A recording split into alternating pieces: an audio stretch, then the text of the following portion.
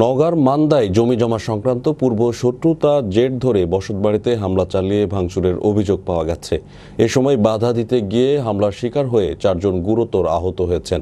উপজেলার 7 নং প্রসাদপুর ইউপির খুদিয়াডাঙ্গা গ্রামে এ ঘটনা ঘটে।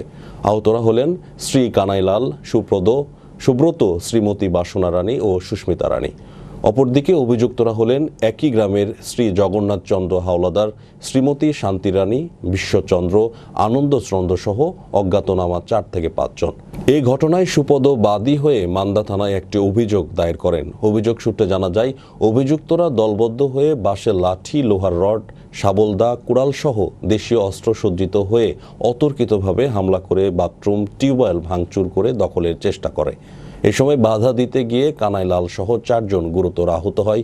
স্থানীয়রা আহতদের উদ্ধার করে উপজেলা স্বাস্থ্য কমপ্লেক্সে ভর্তি করেন। তবে অভিযুক্তদের দাবি তারাও সেখানে জমি পাবে।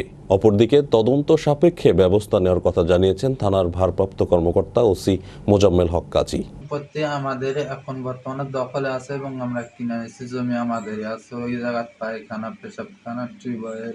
হঠাৎ করে একদিন মারধর করে বোমার হাতটা ভেঙে গেছে, ফেলাইছে। ওটার উপর কেন্দ্র করে চেয়ারম্যান মেম্বারের কাছে আমরা অভিযোগ জানাইছি, থানাতে অভিযোগ জানাইছি।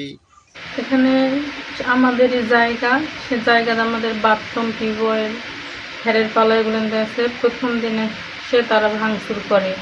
সেদিন বাসায় ছেলে মানুষ কেউ ছিল না, জগন্নাথ এবং তার আরও লোকজন নিয়ে এসে তারা ভাঙচুর করে। আমরা বাধা দিতে গেলে জগন্নাথ এসে আমাদের কুড়ালির ডাক দিয়ে হাতের বাড়ি মারছে, এই যে করছে, করে তারা মারধর করছে।